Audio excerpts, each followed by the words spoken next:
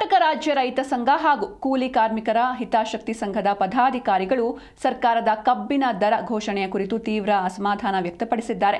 ರೈತರು ಪ್ರತಿ ಟನ್ ಕಬ್ಬಿಗೆ 3,500 ರೂಪಾಯಿ ಬೆಂಬಲ ಬೆಲೆ ನೀಡಬೇಕು ಅಂತ ಆಗ್ರಹಿಸಿದ್ರು. ಆದರೆ ಸರ್ಕಾರ 3,300 ರೂಪಾಯಿ ಮಾತ್ರ ಘೋಷಿಸಿದೆ. ಇದಕ್ಕೆ ತೀವ್ರವಾದಂತಹ ವಿರೋಧ ವ್ಯಕ್ತವಾಗ್ತಾ ಇದೆ.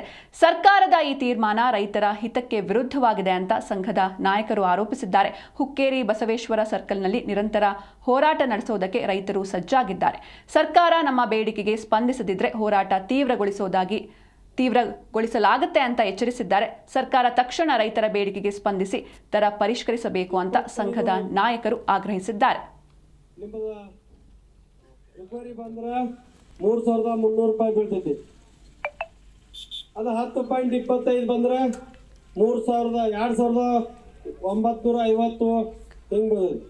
ನಮ್ಮದು 9 ಅಂದ್ರೆ 2,800 ರೂಪಾಯಿ ಬರ್ತೈತಿ. 3,300 ರೂಪಾಯಿ ಮಾನ್ಯ ಸಿದ್ದರಾಮಯ್ಯ ಅವರು ಘೋಷಣೆ ಮಾಡಿದ್ದಾರೆ.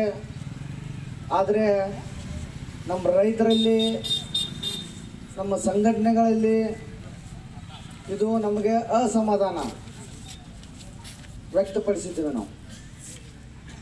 ನಮ್ಮ ಬೇಡಿಕೆ 3,500 ಇತ್ತು.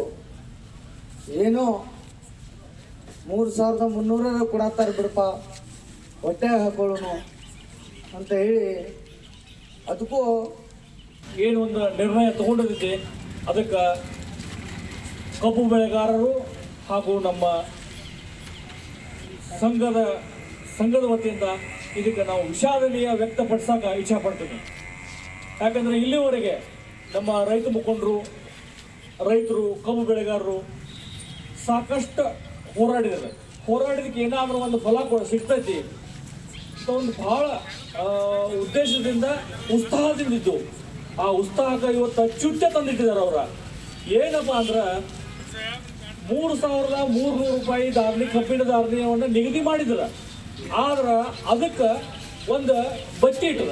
ಏನಪ್ಪಾ ಅಂದ್ರೆ 11.20